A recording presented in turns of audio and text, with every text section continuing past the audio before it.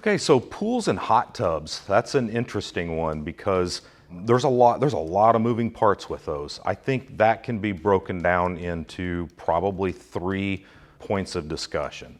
One's gonna be budget, okay? One's gonna be location, and then the other one's gonna be capacity. So we'll start with budget. I think we'll talk about hot tubs first because that's a big ticket item. It's a retail item. You're going out to a retail store, you're talking to a salesperson, you're looking at a lot of models on the car. It's like buying a car, right? The problem is that I think some of the fun facts about what it costs to get that electrical installed is oftentimes omitted by the salespeople for good reason. And then once it's out the door in a retail setting and setting somewhere, then the calls are made to kind of find out what that's going to cost. So in my opinion, that should happen before and not after the purchase.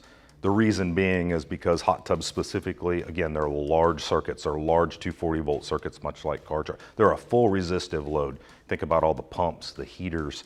That thing runs 24/7. You're keeping that water at 108, 105, whatever degrees, and it's staying there all the time, 24/7. So there's a lot of energy consumption there. Large circuits, large energy consumption, GFI protected, it all adds up to a lot of money invested in materials. Again, it's labor intensive to do that installation as well. So those phone calls are better made upfront rather than post. So one of the other thing we need to consider is location. Where is that thing gonna be? How is it gonna be orientated? These things take safety disconnects. How does that play into a customer's overall outdoor perspective of how that space should look and what they want it to look like? So those are all things that we need to consider as well. Pools, a little bit different in the way that they're not gonna be as close to the house, so they're gonna be a little farther away, but conversely, they're not gonna use as much power.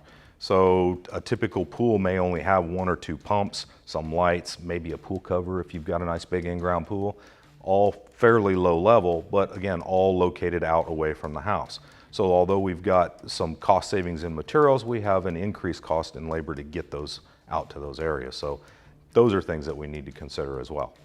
Yeah, the landscaping is always important around both of these areas. I mean, they're a recreational device, and so there's gonna be gatherings. People wanna enjoy that space. They don't wanna see a lot of conduits running around. They don't wanna see a lot of equipment. You're gonna run into other fields, especially around pools. You're gonna have that landscape lighting and other forms of lighting around those areas. So there's a lot of different things to consider. Who's doing the pool installation?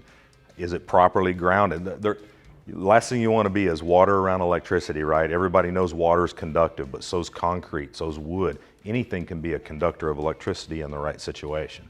So the most important part is to get someone out there that knows what they're doing, that knows what the codes are, and can install that safely in a way that can help you off with the ambiance that you're looking for in that particular installation.